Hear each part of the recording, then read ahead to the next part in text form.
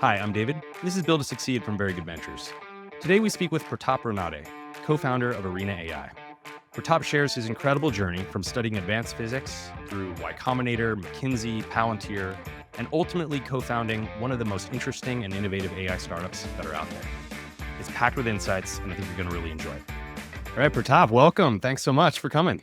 David, thanks so much for having you. Great to see you as always. Likewise, I was thinking the other day about how you're one of the not oldest in terms of age, but longest tenured people I've stayed in contact with, because all the way back to early 2000s, our kickball league, but I think you were still at Columbia at the time. And it's just been really cool to see your journey and all these years later, still have an opportunity to connect with you. No, thanks, man. Yeah, it's awesome having longtime friends who've seen so many chapters, and you've seen so many chapters of their lives too. So it's a privilege. Yeah, likewise. I think it's a great place to start because of all the people I know, you have such an incredible set of chapters that got you to where you are today. And so I was wondering if you could just just to get everybody in the audience kind of caught up with like who you are and the kind of things you've seen and environments you've been a part of. Take us through that journey from, physics major to now running an AI startup. No, totally happy to. So, I sort of had a meandering walk, like a random walk a little bit through this, as you sort of alluded to. I started out thinking, I was the kid who didn't grow out of the I want to be an astronaut phase. And so that just continued through college, Stanford, blinders on, just do physics. And then I think it was like my junior going into my senior year, the second space shuttle, the Columbia, exploded on reentry, and you had no more manned space flight program. This is pre-SpaceX. And I'm like, well, I only really have a physics skill set. Everyone goes into grad school. So continued on to grad school, be a researcher, which is actually where I met Ryan, who connected us in the first place. He was my grad school roommate. And so continued in grad school for like a long time. And that was actually, in a strange way, now today, Arena is finally solving problems that I had as an experimental physicist. I spent most of the time building physical hardware, and I was bad at it.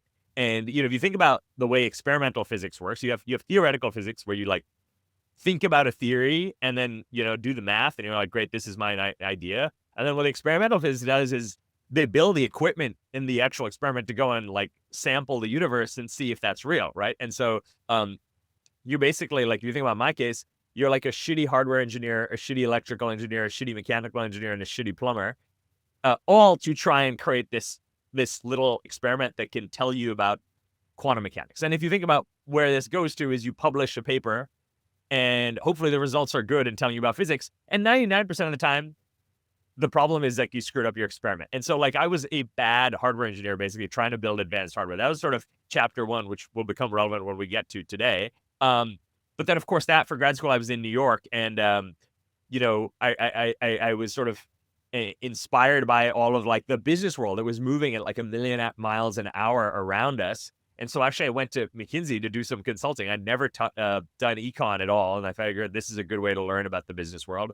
Was there for a few years, got to work in a few really exciting countries in Africa and China and Europe. And then missed technology. And I left, and actually with Ryan, our, mutual friend and my old roommate, we started our first company. So that was out on the West Coast. Technically the first few weeks were in Vietnam. But then we went and worked out of his parents' basement for a while in Portola Valley. And I still remember we interviewed 88 users. They all said they didn't want it. We sort of panicked right before our YC interview, and we're like, well, nobody wants this. We pitched it anyway. We got in, and then I remember Sam Altman pushed us pretty hard to launch. I still remember the first meeting lasted 7 minutes with him, and he was like, have you guys launched yet? We're like, no, not yet. And we have bugs. And he said, well, fix the bugs. We're like, look, there's a lot of bugs. We're trying to build a general purpose, no code web scraper for any website on the internet. We're not going to fix the bugs anytime soon. And he was like, well, I want you launched in 2 weeks. And then like 7 minutes into the meeting, he was making espresso at the time. He was like, why are you guys still here? I thought you had bugs to fix. And so that was sort of like our first like lesson of, okay, ship launch. That was a really momentous experience. We went back, we launched in 2 weeks. It went viral on launch. We grew over the course of the company to well over 100,000 users. Sam and Peter Thiel and Max Levchin all invested. So we had pretty like a very crazy sort of like chapter. And then a few years later, we're acquired by Palantir. And so that was sort of the next interval. commonalities between Palantir and McKinsey now is we saw, again, another lens into selling to large, complex organizations. And so, fast forward to Arena, we started in late like 2019, 2020. And, the principle is very simple.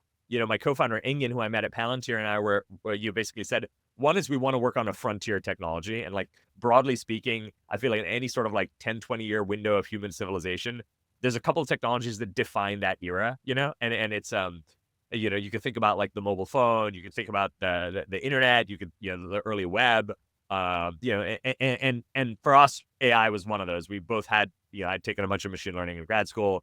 He was an AI scientist. We're like, look, there's something interesting cooking here. And this was before LLMs, right? This was DeepMind era, like AlphaGo and early OpenAI with like, emergent tool use and things. We're like, this is super cool. And then we're like, what are we good at? We're like, we're weirdly good at selling to enterprise. And we said, what would it look like to do a company that frontier AI for enterprise? So sort of chapter one of Arena was very like industry agnostic, and let's go solve hard problems with like advanced deep learning and reinforcement learning. And that, as you mentioned, a lot of that early problems were very different from the problems we solve today. They were like still very much at scale, having a real impact, but there were things about sales and pricing for CPG companies. That was sort of a lot of the early traction. And then we did one pilot in the hardware engineering industry, and, it went insanely well. And so, that sort of, it was smaller initially in revenue, but we were like, wow, this is really exciting. And we just personally were drawn to it. Fast forward, a couple of years later, post ChatGPT, I think a lot of things changed, obviously, right? And so, two The whole major world changed. the whole world changed. Yeah. God, right? Two major implications became clear, right? Which was one is, and then if you go a year or 2 years after ChatGPT, now you see agents emerge. We're like, look, this is a new like paradigm.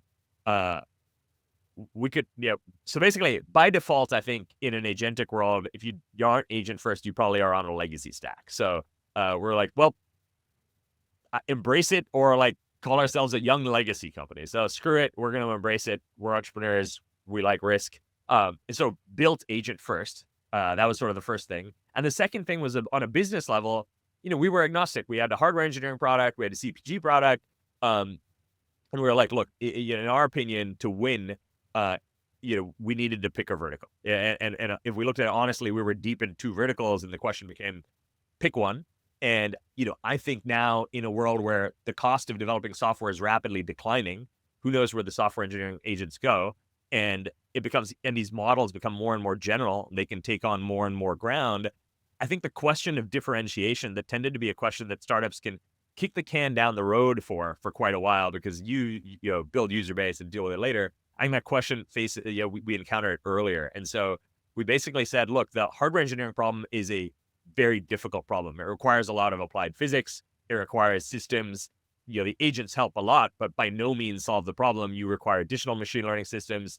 And, it's the value is very fundamental. It's like, can you speed up the work of a hardware engineer where there's, it's not like a blog where you're going to author something and like, oh, it's subjectively good. It's like, this is a flight computer for a rocket. It needs to work. And you're not going to lie. It's either going to work or it's not. And it's going to be very spectacular if it doesn't work. So you got to get it right. So there was that determinism, and it's also, so we doubled down on hardware engineering. It's been going incredibly well. But yeah, that's sort of, that's a little bit of the story arc till here. Yeah, I love it. I definitely want to dig into that that focus, like that thing you did.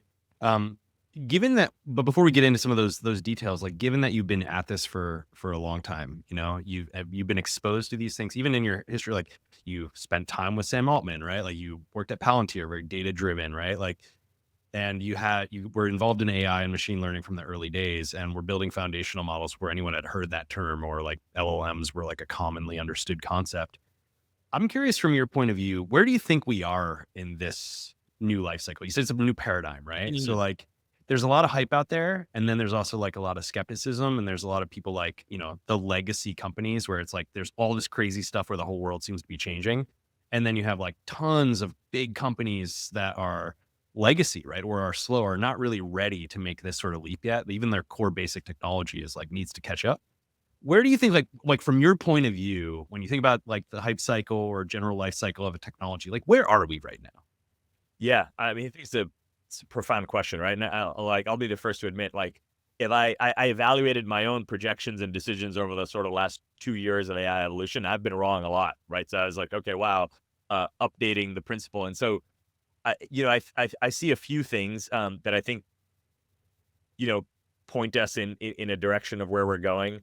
I think so one, which I think is very important, is what we're looking at here is not so much an invention as a discovery, right? Like what we built, like if you think about like what we've built systems now that are exhibiting emergent properties and emergent behavior. It was not like very unlike computer science of the past where you coded a system, a deterministic system, and executed what you want. You've now built a large neural net, put in a ton of data, and it's now finally exhibiting emergent intelligence. This was always the hope with AI, right? Is like, now what kind of emergence is it? It's not an exact copy of how our brains work, right? It's like very like an artificial neural net. It's a very simplified approximation, and you have different types of data. So you have something very different. You have a emergence is happening, and it's different.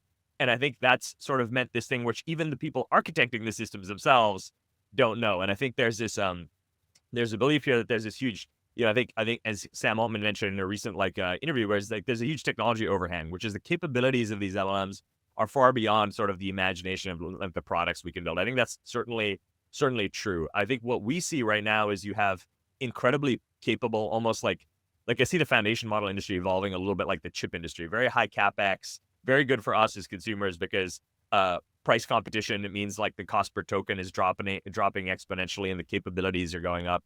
But you almost have a new, well, almost like x86 style processor. You have a new kind of computer that can like do general purpose processing for you. And so I think us as programmers and engineers, you want to be using it. You want to be testing it. You want to be seeing what it can do.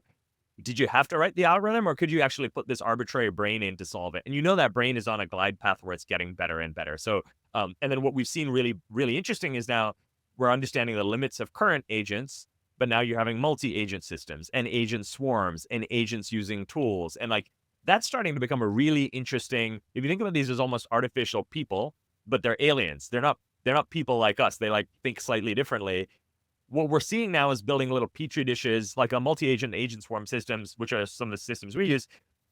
They're like petri dishes where you have a small society. You have a society of different agents interacting with each other using tools. And so you're doing this kind of like, you have these emergent systems and you're putting like some structure around it and boundary conditions to see how it evolves. So what's interesting is it's a new kind of like field R&D that I think is happening. And so the short answer is I think we have to play with them. We have to like push them, see where their limits are. But I think we are in this thing where something like if you think about the internet or even the mobile phone, it's like, I mean, there were people who were like, why do I need a computer in my pocket? Right. I remember like Ryan, we go back to our old roommate. He launched a tip calculator. That was amazing. He launched a game and like you had these things that became popular. Like mobile gaming is an industry, like who would have thought you're going to sit with your thumbs and play games on the subway? But that's like a huge industry, right? So I think we don't know yet how we're going to use this new system. I think we're like a lot of what I read, I think is a little myopic because what we're thinking about is a very zero sum paradigm. We're saying, oh, these are the jobs that we can do today. This is what humanity can do today. This is going to eat our jobs. Now, I think what we're seeing is this huge capability uplift. And so what does that mean is like, a company 10 years ago, like what a company, a startup would have taken on is probably now going to be what is a feature of a new company. So companies are going to be more ambitious. You're going to, like, if one developer is 10 times more productive, you can actually do more. And if we look at it at a very like, sci-fi kid human level, no, we don't have space elevators. We don't have jetpacks. We don't have flying cars. Why? Economically, those problems are too hard to solve. So like, let's, I'll actually ship like a small app that helps you, I don't know, like with a productivity tool for planning your meetings every day. Like, okay, fine. Like, did you really need a company to do that? That's probably easy enough that each company can like quickly wire up its own, and that's not a product anymore, which, okay, on the one hand, maybe scary. That's the products you're building. But on the flip side, the human potential, those humans can take on much more ambitious problems. So I think what we're seeing is like, I actually don't believe we're going to be very zero sum and seeing a lot of this loss. I think we're going to see things that we couldn't do start to become possible for the first time. Like even we're seeing this. There are problems that we're like, oh, this would have been a 10-year problem. This is too hard. There's no way we can take it on. We're like, no, actually, we can take it on now. We can ship that in the next 6 months. And so that is actually, I think, really powerful. And it's sort of, you can get really excited and creative about what your product does, but where this goes, I'm not sure what we've built is really like artificially general people approximate intelligence. I don't see that, at least in the current systems that we have. I think we're building a new kind of intelligence that's going to be sort of like available on tap and that we're going to use as tooling. I think people are very much going to be critical. I think I'm very excited about embodied intelligence and getting robots into the workforce. I think that's also going to be really amazing. I mean, you think about like elder care, like how awesome would it be to have like really like, robots for that? I think that would be great. So I do see a ton of these. I think I'm very bullish on robotics. I'm very bullish on this. I personally, coming as a physicist, um, I think what I'm most excited about is I think we can push the frontier of applied science actually significantly forward, right? Both Mm. in terms of materials research, in terms of like aerospace work, drug discovery, and I think that's going to be like incredible. But I don't think what we've built here is just like this is not a thing that's going to replace David. If anything, I am placing already a huge premium on the analog interaction. We're in person every day. I value more my time with my friends and my family so much more. I value that analog handcrafted experience. And so I think we're going to see just this like this new world. I would be hesitant to predict more than that, but that's sort Yeah. of No, I get that. That makes sense. I love how you kind of took us back to what was it, Tipstar, I think it was, that he yeah, created? And it tip was right start. after the App Store came out, and I think, like, that's maybe a good frame for us to think about where we are. Like, people forget when the iPhone came out, a couple of things. Didn't have an App Store. It was only Apple apps, and it used that horrible AT&T Edge network with, like, you had to connect to Wi-Fi, or, like, you remember this? The bandwidth was, like, so Yes. terrible, right? Yes. I wanna test a thing I've been thinking about, how I've been trying to kinda contextualize where we are in this AI boom is, like, actually, like, thinking about mobile networks and Yeah. bandwidth. I think AI is like a new kind of bandwidth we don't quite know how to talk about or measure yet, which is like in the early days, you had Edge, right? It was good for like basic things. You couldn't really build businesses around it. But now we all have like ultra wideband 5G in our pocket where like we all expect at any moment to be picking up our phone and instantly streaming like high definition video, right? Right. And you think about the types of experiences that has created and businesses it has spawned and like the types of things we just expect and take as normal now. And I kind of feel like AI is in that like just starting to launch the app store kind of mode, right? Yeah. And we haven't even contemplated what it's going to mean when those app stores really take root and the like supporting bandwidth and other supporting technologies around it fuel that innovation, And I feel like there's a bandwidth story here that like there's something to just the speed and the processing, the amount of things that you can like deliver to someone quickly Yeah. has gone like totally like crazy exponential here. No, I think that's super interesting. It's this thing that like we now have like intelligence on tap. It's like literally like a electric utility, and like it means that there are things that we were not very thoughtful about before that everyone can apply, right? Like you can apply that, or things that didn't make sense for a human to do because it was dangerous or it was too expensive. You can think about anything on tap. And then I think at the advanced level, it's an powerful assistant, right? But I think in this sort of like general human replacement, I don't really see that. I see it as this, like I love your bandwidth point, which is, yeah, I expect my LTE to be on and me to be able to stream. Like it's crazy. I expect I should be able to stream video, like just walking around. Like what an absurd expectation, right? And that's normal now. And it became normal very quickly. And you think about the number of like, hey, I want you to think about something. I want you to, use simple tools to do something. I mean, it's still actually like quite a pain for me to book a dentist appointment. Right. Yeah. Why? It should be that should be easy, right? There's a lot of things that just aren't happening. And I think, yeah, I think it's going to be one of those things where if you have like I don't know, data center goes down or something, or like an intelligence brownout or blackout, I think you're going to have a big. I mean, we're just gonna be like, what the hell? Like, why can't I book my appointments? Where's my why can't I?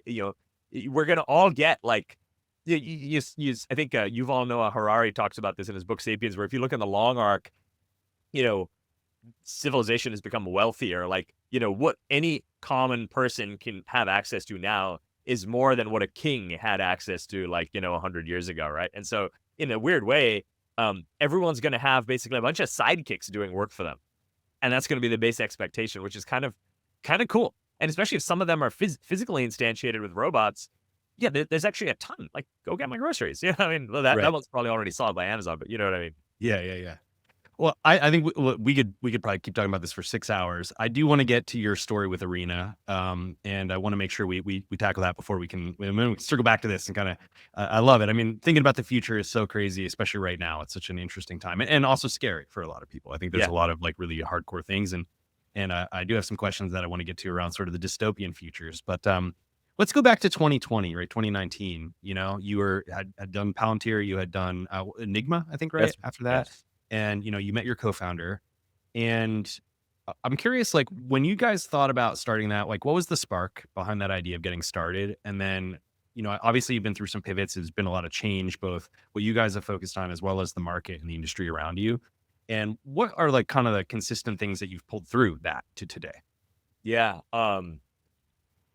So the starting impetus, now since it's the second startup, I think there were some learnings we had, right? I think one was we had sort of a couple of principles that guided us on this, and we actually realized that like a lot of startups will iterate and pivot, and so weirdly we were less sharply opinionated on exactly the product. We were more opinionated on what the company did, the market, the general technology direction, and the business model. So we actually we had fixed constraints in places where we didn't before, and we relaxed a constraint around like weirdly the core product. Hmm. That was sort of the evolution between my Interesting. I, last. I feel like a lot of startup companies don't start that way. They focus with a product they're obsessed with or like a Yeah. user need. Was that your like McKinsey or Palantir background, or what? Well, I I see. think What do you think? I think coming out of McKinsey, the first thing we did was build a very product centric company. We're like, this is the problem that we have personally. This is the product that will solve it, and we will just launch it. And I think there's a ton of really positive stuff with that. But one of the things I think I learned at Palantir is, you know, I think Palantir taught me a lot of things. I mean, incredible company. I have so much respect for it. I think that there's like a Maslow's hierarchy of problems worth solving. And I think at this base level of the Maslow's hierarchy are so if you think about this and you take that and you say, look, where are you in your career path? So you're more likely to take a risk and start a company generally when you're younger, right? I mean, you have less financial constraints. So in that case, what happens is you're probably 4 years, 5 years into your career.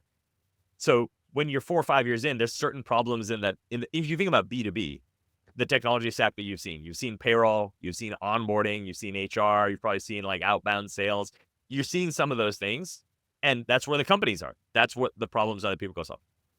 Then there's two other layers. There's a layer above it where it's like, hey, I'm 50 years old. I'm running like GPUs at one of the giant semiconductor companies, and I have this bigger holistic view, and I'm seeing like problems that actually aren't just problems shared by an individual, but problems that happen with teams. Okay, I've got like a design team, a test team, a validation team, a production team, a fab, and I'm actually getting all these teams to work together. And I've chosen, and actually usually it's chosen is I've inherited from 50 years ago a job structure and job definitions below me. So there's the designers, there's the test engineers, the simulation guys, and that's the construct in which I operate. Now, very few people, especially few people who are going to be entrepreneurs, have witnessed that problem set. And so what I think Palantir taught me is if you're willing to be patient and do something that looks ugly and unsustainable, flying to customers, forward deploying, which I think, is also like often poorly understood to mean solutions engineering, which it's absolutely not. It's actually just deeply understanding a set of problems that most people don't have access to then find products that solve them. That's really more what it is. And it's like that problem set is very relatively under attack, right? And then at the apex of this pyramid, you have problems that are highly valuable, that are hidden, but they're so bespoke that you shouldn't do them as a product company. That should be consulting, right? And so that's sort of like the stack. So we said, we have built a skill set now, for myself, like McKinsey and Palantir, at getting deep in and solving enterprise problems. This allows us to access the second tier of the Maslow's hierarchy. And that's good because there's less competition and we're more differentiated. So that was sort of principle one. We wanted to take that motion, that sort of forward deployed motion, and do it with enterprise. So that was sort of a principle that has remained true even through our pivot, right? Like we just changed the industry, but the motion and the muscle and the culture around that is the same. The second piece is, if you zoom out, any startup which is successful, you've got this beautiful hockey stick, but most of the time, when you zoom in, it is kind of like this. And why do you and your team go when it's like in a dip? Because inevitably the dips will happen. And like, when you zoom out, like Steve Jobs, I think said, you can connect the dots looking backwards. But in that moment, you can also, if your mind is having a dark day, you could draw the line and it points downward. You're like, well, Mhm. why am I here? Right. So you need something that genuinely excites you. Right. And I think, for us, uh, you know, from both of our backgrounds, intellectual interest, that frontier technology was AI. And again, we started before the LLM boom. So it was, broadly speaking, deep learning and deep RL. And we were like, this is really exciting. Like this concept of emergent intelligence is incredibly exciting. Like, what could you do with it? What could you build with it? And so, that sort of principle guided it. So we were like, look, that's sort of how we want it to work. And the last piece was, in the new constraint set, was monetization, which is, at Kimono, we had a ton of usage, and then we thought about like monetization much later. We wanted to think about monetization earlier to help us qualify the problems that we're chasing, right? So like, okay, yeah, how much is this worth? Can we get, revenue early? But I think for us, revenue is a bit different, right? We're not looking at revenue specifically as this is the thing that's going to, like, that's not the indicate, like, that's not actually not our primary metric. That's not like, we're still developing a really powerful product that I think will command crazy revenue. We're looking at revenue really as validation of the problem. This is a hard problem. We're going to spend a lot of time solving it. And in an AI world where, the marginal value of software is decaying so rapidly, I think it's even more important to think about what is a very hard differentiated problem. But you don't want to go and solve one that's not valuable. And so that sort of was the other constraint. So if you think about the update between Kimono and now, it was like revenue early to validate problem, go deep and access that sort of problem in this deep Maslow's hierarchy with enterprise, and pick a frontier technology you're irrationally excited about. In our case, it was AI. So that sort of became the founding kind of problem statement that led to Arena. Awesome. Great recipe there. I think that's something that maybe a lot of people aren't, if they're entrepreneurial and they're thinking about starting a startup, like that hierarchy, like a lot of times I think people who are just starting out, they're thinking about there's a problem I face doing something, right? How do I book a better dentist appointment? Like you said before, or something like that. Right. And it's like, it's a problem that I solve. And you're like, okay, lots of other people like me have that. But I really love that thing of taking it up to the next level of like teams and companies and industries, right? Like having that bigger picture perspective and then putting those real constraints and guardrails. I love the idea of revenue as validator too. Totally agree. I mean, I started a consulting like professional services business where, it's very, very clear if you're successful or not, because either clients sign up with you or they don't. You get feedback pretty fast. But I think you're right that like revenue is a validator, and sometimes people lose sight of that. It's the sort of like, if we build it, they will come mentality. And I feel like if you're building a product experience and you don't have something where you feel confident someone would actually pay you for it, probably not a very good business, So let's talk about then, I know you guys have been through a bit of a journey here, and you mentioned earlier that you had sort of a focus on CPG and hardware. How do you how did those emerge as sort of ICPs or targets or industries you're going after? And then you guys made recently this, real clear focus onto hardware. And I think that's just a really interesting sort of thing of like that exploration phase of kind of pursuing a bunch of different fronts and figuring out where to go after it. And then identifying the one that you're like, we're going to go all in on this and like really own this category. Take us through like that sequence and how you made some of those decisions. Yeah. Great question. So the first thing, which is kind of funny, is, again, connecting the dots looking backwards. This makes a lot of sense. I'm finally solving a problem I personally had when I was a physicist. And two is, I looked back at our very first website, that I made on a Saturday, before, like right when we were starting the company. And actually the website basically said, hey, we're going to go and build out these, large AI systems initially for markets to prove out that they work and can make money on real data in order to then do them for robots and spacecraft. And so literally, like, hilariously, we're actually doing exactly what we said on the website, because that was sort of where our passion lay. But to your point, actually, the journey was interesting, right? And so the early traction, again, opportunistically, like the first question we had, again, this was before, or like language models, right, was, well, it's all well and good to say you're going to have revenue, you're going to go build with advanced AI that's incredibly data hungry, and you're going to solve this class of problems. But now suddenly you're a couple of guys with some MacBook Airs trying to convince a enterprise that has that data to trust you to deploy like an active learning system in the wild. Like, we were like, okay, this is like just a showstopper if we can't convince someone to do it. And so we were lucky enough to have some great early partners. They were in CPG that said, hey, like, that's an interesting enough idea. Let's let you try. And I think as we've evolved on the market, I think we were incredibly lucky that we had some specific executives who were quite visionary, very deeply thoughtful, who took that bet on us. And I think in that industry, that's actually a very rare thing, right? Yeah. Like you commonly will have that more in an advanced technology industry where you have to think about that. But you think about the CPG business writ large, you're preserving large brands and you're optimizing on something that's existed for a long time. And so it's rare to have that kind of leadership. And so we were very lucky to have that. And that actually got our business off the ground, right? We were able to develop a lot of these systems, a lot of like real world reinforcement learning for full automation, prove out value, A/B tested in real markets, prove lift, build robust systems that had, hundreds of millions of dollars flowing through them. And so that built a ton of the muscle and the DNA, I think, that is still true today. Post LLMs, I think a few things changed, right? So one was just, I believed from a business perspective, it would be very hard to be vertical agnostic, because I think if you're already a very large company, so like you're a Databricks or a Palantir, or a large infra provider, right? Like you can be like very vertical agnostic, or you're open source.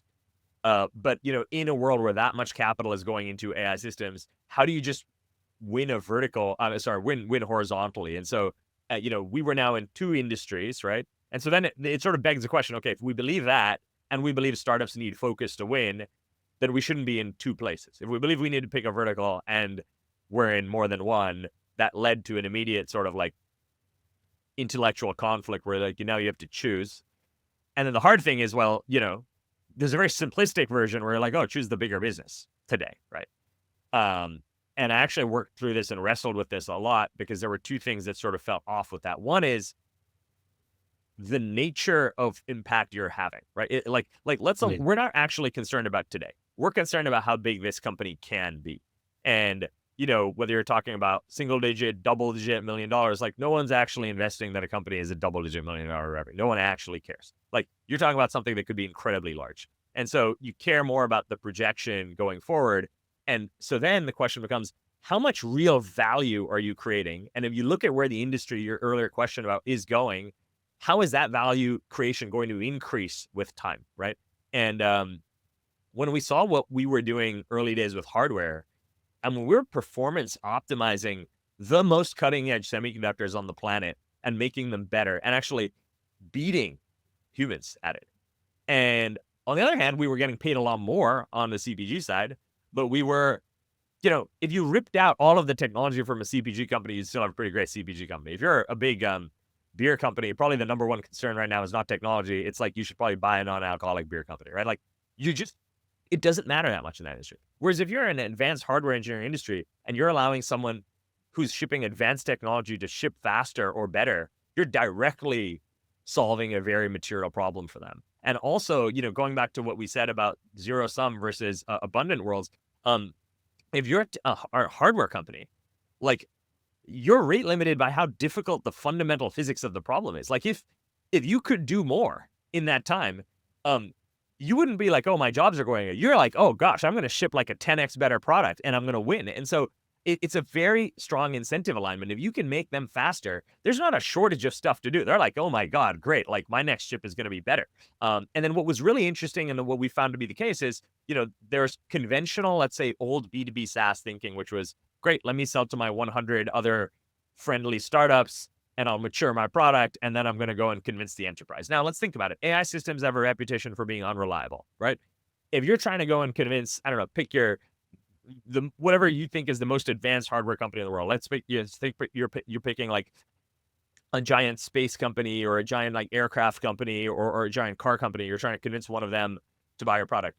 Are they really going to look at your like 100 other startups and say, yeah, because so many startups use you, I think it must be? No, it's actually probably going to look a lot more like Nike, where you need Michael Jordan to wear your shoe and then everyone else wants the shoe. No one actually is a Michael Jordan level basketball player. They still would like to wear the shoe that he wore, right? And so it's a very different mode. And that's a much harder problem. And so, where we sort of realized, we're like, wow, we have a few things, smaller revenue, which made it hard, but organically growing, right? While we were paying attention to the other business, this thing like quintupled. And we're like, wow, we're like doing something else. This thing, quintupled. Macro forces are driving adoption. We're highly relevant to them. And then we were earning the trust of probably the most demanding, like the Michael Jordans of the world had started working with us. And we said, okay, there's less money today, but like these guys are just solving, like we're at the early innings, especially with what AI can do. It's only going to get better every 6 months. The percent of the problem we're going to be able to solve is only going to increase. And these industries, I mean, just look at what's happened with NVIDIA, right? Like, look at the AI data centers that are constructed. Look at like the new space race, the new geopolitical world with defense. Those industries are going to get propelled forward through massive macro forces. And so we're like, look, and the final thing I'll say is if you look at where everyone went as individual laborers, right? We had a 90% uptick in the last 50 years in software engineers, but a similar downtick in hardware engineers. So for every dollar going into one of these hardware companies, there's an overworked 55-year-old hardware engineer with a ton of expertise that is trying to ship really fast, really advanced things that can literally explode with not enough time, not enough team, and is using tools from the 80s, literally the 80s. Like we are using like Copilot and, Claude Code and, advanced IDEs and linters and debuggers. And like most programmers, they're a programming language that's abstracted away so much of the hard stuff. They're not even dealing with how the computer works. On the electrical engineering side and the hardware side, you literally have people wrestling with like, electrons at a pretty raw level with like old tools. So it's in a weird way, we were just like, this opportunity is so big, very difficult problem. But again, like a lot of our team is like weirdly, like somehow organically, even though we were in CPG, ex-physicists, ex-spaceflight engineers. And we're like, I mean, this is what gets us up in the morning. So that was ultimately like what led to the decision. I love it. And this is Atlas here. That's the This product, is Atlas, the platform. exactly. Yeah. And maybe for people who haven't come across Arena, do you want to do the quick pitch of like what Atlas does specifically, like how it works and how it actually helps these electrical and hardware engineers you're describing? So very simply, like Atlas is Jarvis, right? What we're trying to do is to make hardware engineering easier. Hardware engineering is much more difficult than software engineering. The software, we have a REPL loop in software that's very tight. It's very easy. Write your code, run it, works, breaks. In hardware, that REPL loop is slow and it's expensive. And especially if you think about modern hardware, compare a modern fighter jet to like a World War II era fighter jet. The main change is the electronics. You had like hydraulics and metal, and that part is kind of, it's evolved, but it's the same. Now you have advanced electronics, avionics, flight computers, sensors, and it's perfect if it all works. And all of that is dictated by basically like electrons. So you've got like your sensor is sending a signal, which is an analog signal that will then be converted to a digital one that then will go to a flight computer that will then run your code that is probably subject to a lot of stray electromagnetic fields, especially if you're going into space and through the Van Allen belts. So you have a lot of like physics is happening here, and you just need that to work, right? So ideally, like our code runs, but what if your input to your flight computer is wrong data because the electronics of your sensor are screwed up or uncalibrated? Your flight computer made a beautiful decision, but it thinks your plane is nosing up, but actually your plane was level and it puts it in a nosedive. These are real problems. And so you think about, those are the problems we're solving. And what does it look like today? Atlas looks like today. Today, basically, our focus is largely electrical engineering at 3 levels of the stack. One is you're working at the chip or the PCB level, and you're trying to functionally understand the thing that you're building. So you're checking a design. You're actually understanding its functionality. You're interacting with Atlas to ask questions about the design, to understand it, to traverse and find connections, in a complex design. You're trying to actually calculate tolerances. You're trying to run simulations like SPICE to understand functional behavior. You're trying to generate a test plan that can take you days. Generate that automatically. And then you want to execute the test. You want to interface with like your oscilloscope, execute the test, interpret the data. So that's really where we start right now, is a lot of it is like verification, validation, and testing on the electrical stack. But what's interesting is what you're building is this EE partner expert. So you're helping these EEs in sort of expert mode. But I think a lot of you have played with language models now, and like what's one of the cool things is you could give it a book and say, explain this to me like I'm a literary, professor of literature, or explain this to me like I'm an ESL student, and you're going to get 2 different kind of answers. And so the same paradigm is true here. So for example, at the systems level in automotive, we have like one of the top 3 automotive companies in the world is using Atlas, and they've assembled an amazing, a beautiful car. It's coming off the line, and there's a small light that's not working. There's like an electrical, 40% of the time that error is electrical in nature.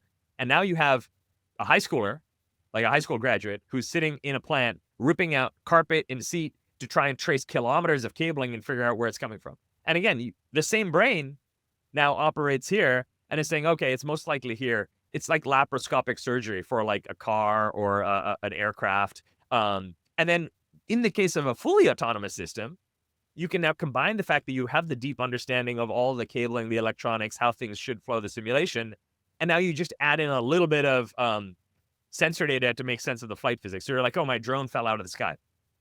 Okay, now your autonomous system. So a lot of it is basically, okay, assuming the mechanics are fine, like you could probably visually check the mechanics, like is the rotors intact and stuff. But then probably electronics or a firmware failure. And now you can actually root cause it. But what's interesting is this isn't some backwards facing anomaly detection or causal ML that's comparing statistics. This is actually, what CAN bus you're using for communication. You know what wires are connected to what wires. You know where the sensor is. You know what code's running it. You actually can intelligently debug. And this is where our long-term vision is basically self-repair, right? Self-healing. So the drone ideally should tell you how to fix it. It's almost like I would love my AC unit to tell me how to fix it instead of, in simple language versus me having to call a tech. With AI, we can put that expertise into the AC unit. And so that's actually sort of long-term where this goes is like, from Star Wars, R2-D2, right? So Jarvis today, R2-D2 tomorrow is kind of how I would simplify Arena. Well, I mean, it's mind-blowing, man. It's really cool. I mean, I remember seeing when you guys announced Atlas and where you guys were going, you had some videos and things on your website and social media that you put out. And I had this like moment where I was like, oh, great. Like, wow, there's something crazy happening that you guys are doing and helping to drive a vector of AI that I think most people are not seeing because they're focused on like ChatGPT, right? And I read somewhere recently, like somebody said, like, we have figured out how to like shock minerals with electricity to think like a human brain before we even understood how like the human brain actually works, right? Because a lot of these LLMs simulate a lot of the things about human cognition, how we work, memory prediction, all these other things. But when I saw your stuff, it was like, whoa, now we're actually coming up with AI that actually helps us to create the very machinery, silicon chipsets, all the hardware that actually those things use and are built on top of. I had a little bit of like a, Terminator moment there where I was like, oh shit, but I think we all have that, right? And I think I like to think how you said before of like, no, what this is really going to do is unlock like a lot of potential and new experiences, new opportunity. But I mean, I think it's incredibly cool, right? You guys are applying AI to the like physical hardware side of this, which I think if you think about it is a necessary condition or loop for these things to really kind of get these scientific breakthroughs, get this technology breakthroughs, as much as we're doing with like user experience and how Gen AI and things are changing software and how people interact with information and data, like applying this stuff to the underlying hardware systems, electrical architecture, all these things is like, seems actually like a something we don't talk about a lot as an industry, but is like, seems a very important, critical, essential step to keeping pace with the rate of change, right? So what do you think has been the hardest part of bridging this sort of software and AI with the physical systems, right? When you think about getting into that substrate and that kind of focus versus focusing on like, how do I build AI to build websites, right? Like it's a very different outcome. What's been the sort of most surprising or difficult challenge? The physical world is really hard because it's unforgiving and it doesn't lie, right? There's no like, oh, this is a good blog post I'm going to start. There's no subjectivity in the physical world, right? It's a kind of like all of us, our human bodies, our world is still governed by the laws of physics, and the laws of physics still supersede what mankind has built, right? It's like that's still like our limiter. Like, why don't we have space elevators? Why don't we haven't solved the applied physics problem? Well, we haven't. Right? Like we know it's solvable. Actually, physics tells us it's solvable. We just haven't figured it out yet, right? And so if you think about that, there's a couple of things that are very hard with hardware, right? One is the behavior of these systems is actually rooted in applied physics, which I was actually surprised by this, but I would say on average, the average software engineer is slightly scared of advanced math and physics. There will be many, many words for it, but there is a problem avoidance that happens. And so what you have is like, oh, here's Maxwell's equations. These are 4 PDEs. Okay. Like you just have you have to just engage with a very difficult problem and a very difficult field that is just, it's not easy, right? I mean, you're not just, I mean, you have to use complex numbers. Like there's no, you can't just live with real numbers. Like, I mean, like it just starts very, very basic where like, no, you have to use partial differential equations. You have to use complex math. Like this is actually just the way the world actually works. And yeah, if you don't find that fun or aren't curious about it, not even a starter, right? So that's, I think, the first thing, which is that is a hard, thorny beast. I think the second thing is, you know, there's the toy problem. Like the joke about a physicist is you basically are like, ask a physicist to describe a cow, and the physicist will say, assume the cow is a sphere. And so, we love to simplify these problems into like toy problems that are solvable, but the real world is messy, right? So if you look at this as like, you've got, like, for example, we have a small hardware lab here where we actually field test Atlas to dog food it. We have a small flight computer. It's connected to a small IMU. And we're basically, the goal here is to be able to enable anyone with no hardware or EE experience to build a drone and like actually field test, like, and not just a drone with your Arduino, but like, like make the flight computer, make the sensor, make sure the whole system is working. And so here's a very simple case where, okay, you have an IMU, it's telling you your position in space, and acceleration, right? So what you expect is your IMU is sitting on the table, no movement in X, no movement in Y, and you should feel acceleration of free gravity in Z. And that should be 9.8, meters per second squared. Okay. And your very simple example is I've got my flight computer, I put some wires, I connect to the IMU, and I should be reading 9.8 meters per second squared, right? Like, actually, both of these things look fine. I should connect them. It should work, right? And like, weirdly, that doesn't always happen, right? And this is not because those two deterministic parts of the system are necessarily broken. You have wires that connect them. Now, every wire is an antenna. And like, the wires are picking up stray electromagnetic fields. And that's creating interaction. And now you're seeing like these weird parasitics that are interfering with your communications protocol. And so, you might not be reading 9.8 meters per second squared. And like, yeah, if you want to put this on a drone, you pretty much need the sensor to tell the flight computer what's actually happening. And so just something that simple. The accelerometer is working, right? Like the flight computer is working. And literally, but if you don't pay attention to how you wire it together, and like you don't know, you can't measure all of this, right? And so that's where you also have this additional complexity of you need to build systems that work, that are highly context aware of what's happening in that physical environment, right? And the physical environment is, all of the electromagnetic radiation around us, which is significant, matters. And so I think these are some of the problems that actually make, I think, operating in the physical world hard. One is you have this like applied physics that you have to wrestle with. And then two is just so many things that can go on. And so your root cause debug process is very wide. Like the surface area of that is extremely wide. You're like, what could it be? I mean, it could be my fluorescent light is operating at a wrong frequency in my test lab. It could be anything. Totally crazy. Wow, that's wild. I mean, and that's a problem set that a lot of people are not at all considering or thinking or dealing with in their day to day. We get a bug, reboot the computer, or like, right, or something like that. Exactly. Crash, restart, right? It's like, no, we're not figuring out. Is like, if I turn off the lights, is my flight computer going to work a little better? Totally crazy. It's super cool. It's a very, very exciting thing. I mean, you mentioned something before about like just this math thing, right? Like sort of how you have to find those certain things interesting. And these are like really advanced problems. This isn't like, just a smart person with a CS degree can come in. There's a certain degree of focus and passion and energy for these things. As you've pursued this, as a leader of a high performing team of very, very smart, capable people, where you've kind of had to navigate a bunch of changes, 2019, 2020, when you're starting, like COVID happens, right? The guy who told you to like fix the bugs is all of a sudden like launching ChatGPT, and both kind of like was probably both like awesome because it unlocks this category, but also probably terrifying. And this pivot, like all these focuses, what are some of the like management or leadership approaches you've taken to keep everybody like marching in their same direction, keep everybody like engaged and motivated and kind of like focused on tackling such a hard problem? Yeah. I mean, I wish I had a silver bullet on this one. I think I felt like you and me both. I'm on a learning journey myself, right? And I think part of that is like, I mean, I feel like, you're as a team that's investing a lot together in a startup, right? Like,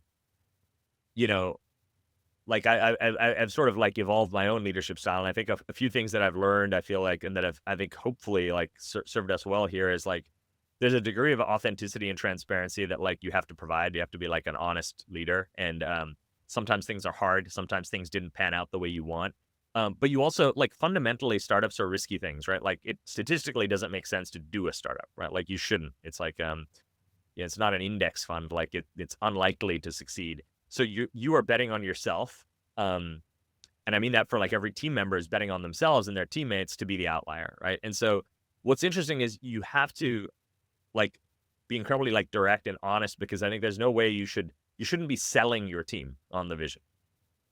You should be presenting the opportunity that we have, why it might work, why it might not work, and then have folks opt into what the kind of hard looks like. I think the view I've had is, look, everything, if you're going to do anything well, it's hard. There's no such thing as a free lunch. You get to choose the kind of hard, and you get to choose who you share the hard with, right? And that's sort of like the thing which has, I think, been a kind of key element over here. Another principle we've had is like, very much like, we just had an interview for senior engineer, and one of the things we believe is it's like the leadership muscle at Arena is kind of a field commander mindset. There's nobody who's a pure manager, right? Like you have to, like, if you're going to send your team into battle, you're going into battle too, right? Like, we had a team that basically for like the last month was in an epic surge, pulling late nights and weekends, and it's like, the team leads were on the ground with them, right? And as many weeks as I could be on that specific deployment, I was on the ground with them. And the idea is basically like, look, we're not in this alone. You're never going to be alone. Like our job as leaders is to be in it with our people, like asking people to do things that we ourselves are willing to do. So I think that's been actually really like, because especially you pivot, it's hard. You need to like, there's a lot of new things to learn. There's a lot of intensity you need to bring, and I think that's, so those two have, I think, really been important. And the last one is just this principle that we have. It's one of our values on the website is kindness over niceness, right? Which is, and it took me a while to kind of learn this, but it's like, we're nice people. I think people at Arena are very nice. But what we want to do is like, you really want to be kind, right? And so the idea is like, for example, let's say someone didn't do something particularly well. Now you might be, I don't want to tell them about that. It's not a big deal. Like, it'll hurt their feelings. But they don't hear that feedback. They don't get better. That continues to be a thing. And then later on, like some harsh external force happens, some big thing drops, and you're like, now it's a very severe conversation, right? So something like that my co-founder Engin loves to say is he's like, look, it's all about giving feedback and doing things when the stakes are low. So instead, the kind thing to do is like, hey, here's all the awesome stuff you've done. Here's something that didn't go well, and just do it quickly and do it right away, and give that person the opportunity to grow into that. And I think sometimes in our quest to be nice, we rob folks of that opportunity. So that's been another principle. I think that sort of supersedes the pivot even. It's just, for us, that's just been a real, and it requires continuous work. I think we can also often default into, because it takes a lot of work to do that, because you have to think about it, you have to write it down, you have to pay attention, then you have to, like, it comes from a place of caring about the person, but like truly caring about the person is not always telling them what they want to hear. This also goes for customers, right? Which is customers might want X. You actually are inhabiting two worlds. You're inhabiting your world on the frontier of AI and the customer world. You might have a better idea, but it also might require you having a little bit of a debate with a customer that can be uncomfortable. So I think pushing into those uncomfortable zones is something that like we've been doing. And I think it's a muscle we want to continue to practice and grow.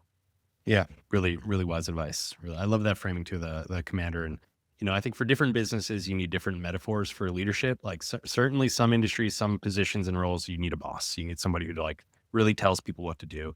Some roles, I think you need a manager, someone who's like kind of, helping them kind of really managing, kind of directing their work. And then some industries, I think you really need a leader, like someone who's like, follow me because I'm running in first, and I think it's important for a business to find the right framework. The other thing, the CEO thing, it's like the journey, right? There's somebody I follow online. He's the CEO of this company called Stitch. And he posted a thing recently that like the job of the CEO is to figure out who to disappoint, to be like mindful of like who you're going to disappoint, but then make that tough decision. Right. And so when you're making these tough choices and, you just can't please everybody, and I think like you have to have that conviction. And I love that thought of like that transparency and kind of giving people like, hey, here's the vision. You don't have to agree. Like who's going to opt in? I'm not compelling you to do this. Like you have a choice. I think that helps to drive empowerment. So really, I love those lessons, and we should write those down, and kind of, it'll be the framework for your book one day. So just kind of to wrap this up, I think, first of all, this has been incredible, right? I mean, I feel like you're like one of the most brilliant people I know, and just your ability to like kind of parse through all these complex ideas and deliver them in a way that's both engaging and exciting is awesome. you've had such an incredible experience, right? Kind of weaving through this thing. And, it's actually kind of just unbelievably awesome that you started in physics and here you back are, right? Like after all that journey and all those things that you did, like led up to making you better at solving those initial problems. What is the sort of like general, like, is there a principle or something that you, when you look back through that course of history, that has been a core principle that you feel like has really truly evolved and grown for you over time? That has been a consistent thread or sort of principle that's helped you to kind of like lead and grow and tackle these problems with enthusiasm? I have to feel like it's the following, which is I think this is definitely true for me. I think it's true for many people, um, which is it's sort of like when you don't want to go work out, but then you work out, you still feel better after. Like you're tired, but then you go and you somehow have more energy. It's this thing about like giving, the importance of giving, and like giving, generosity for sure. But I'm not speaking about that. I'm speaking about giving yourself to a thing, right? And I think this idea that like what it almost matters less what it is, and we talked about this with changing the direction, but is making sure that whatever you are working on right now, it doesn't matter if you're like working as a barista right now, whether you're like learning a program, whether you're a student, whether you're an athlete, whether you're a founder, you have to be all in. And weirdly, like that level of all like that honesty with yourself about going all into it. And in some ways it's hard to say this is what I'm doing for the rest of my life. But relax that criteria. No, go all in for a period of I'm gonna go all in for a few years. And I think what happens there is this beautiful transaction where you give so much of yourself to a thing. And nothing happens realistically in 40 hours a week. We're talking about just like that becomes who you are. And then that gives back to you and you grow. And this magic happens where like your deep investment in a thing creates this sort of cycle where you grow and it gives more to you than you wound up giving to it. And I think can be working with a group, it can be working with a team. But I found that like the one principle that's been true is like, when I was doing triathlon, I was like, I want to go to the Olympics. When I was doing physics, I was like, I want to be an astronaut. Like it's like whatever the thing is, that should be like the primary like main obsession.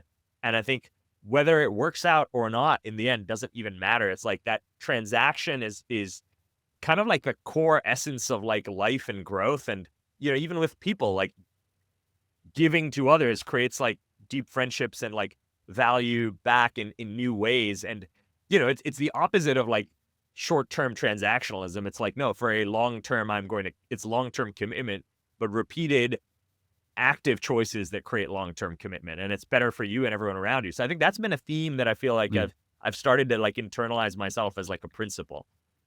That's awesome. Love it. Super cool. This was great. I mean, we could keep going for another 3 hours, I feel like.